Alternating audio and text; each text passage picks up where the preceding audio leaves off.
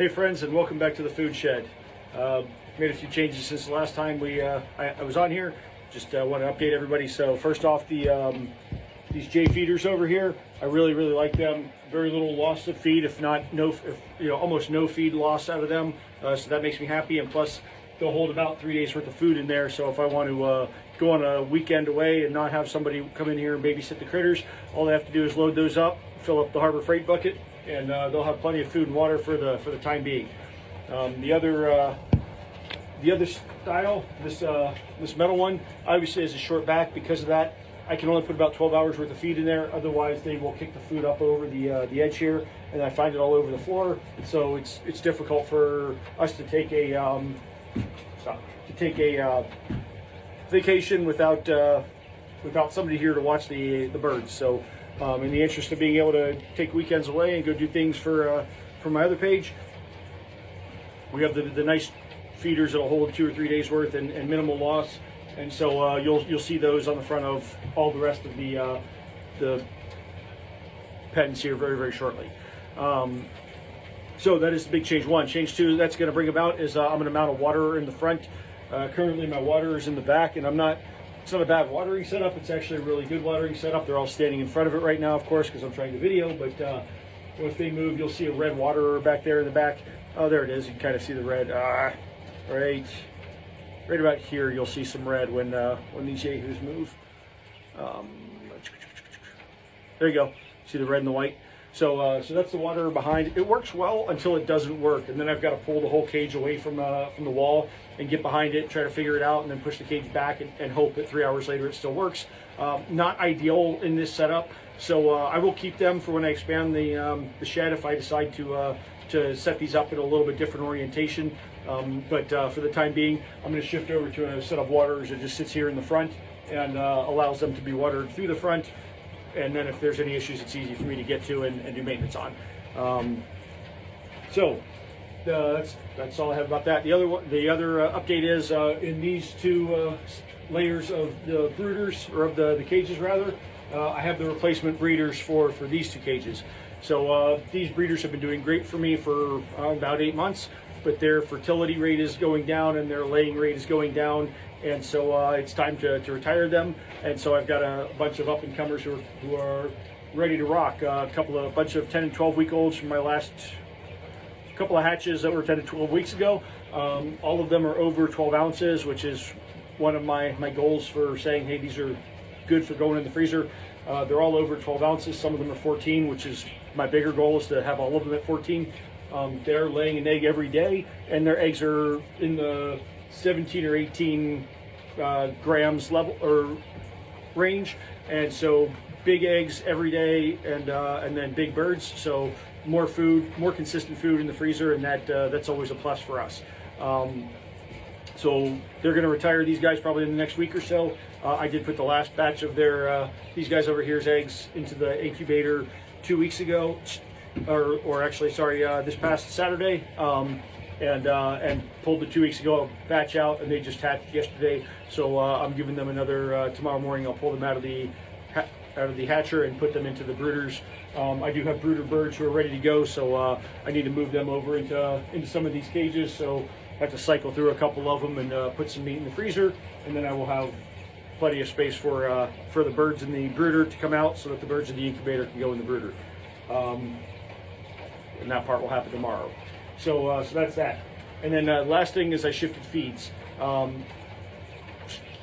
have been feeding Purina feed, the Game Bird 30% starter, and the layer feed, the local box stores that I have available to me, because I don't have a mill nearby where I am. Excuse me. Woo. Got it. So the local box stores I have quit carrying, not quit carrying, but didn't have on the shelf the layer feed anymore. So I couldn't feed that. I was feeding everybody starter feed, and shortly after I started that, was probably a couple bags into it, Purina recognized an issue and issued a voluntary recall for the 30% starter feed. Good on them for initiating that recall, because otherwise I would have sat here wondering what was going on with my birds. but I had several bags and had fed several bags of the recalled feed. And the issue with the food was that the selenium levels in the food was too high, and selenium in quantity is toxic for these birds. So I recognized a lot of things were going wrong in my bird land over here in quail land. My young ones, my 0 to 4 week olds, I was seeing 2 to 3 die with no apparent cause every day. My egg laying rate was way down. I was getting 3 to 4 eggs every 4 days, and the birds just seemed lethargic. So I shifted over to Kalmbach Feeds. I'm feeding the 0 to 4 week olds a turkey 28% start rate for turkeys and game birds. I'm feeding everybody else who is not one of my breeders a 20% flock maker feed from them, and then I'm feeding the breeders a combination of a 17% organic chicken layer feed with the 50-50 split with the 20% flock maker feed. The flock maker is working well for everybody, even the birds that I'm not calling my breeders who are getting the laying feed. It's got what everybody else seems to need. They're laying eggs in mass. Since shifting over, I'm about 2 weeks post that shift, but I will tell you, since day one of shifting over to the Kalmbach Feeds, I noticed a significant change in what was going on here.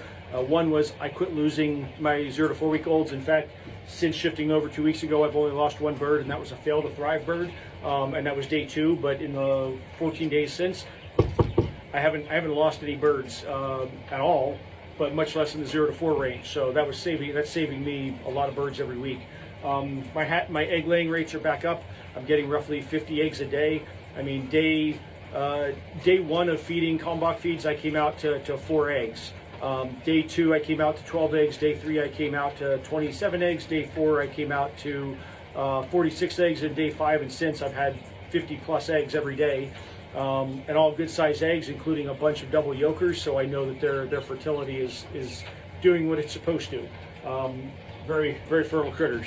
So that made me happy. Additionally, the birds got to bouncing around and acting like birds again. There was a lot of rooster crowing. They just kind of calmed down a few minutes ago because I fed them, so they're busy eating and not crowing, so I could make this video. But they're routinely crowing in here, and the hens are running around, and everybody's doing their thing, and everybody looks like they're back to normal with these with this new feed. So I'm very happy with that change. No shade on Purina. In fact, I'm very happy that they issued that recall when they recognized there was a problem, so that I could start taking the steps I needed to make that right in my shed.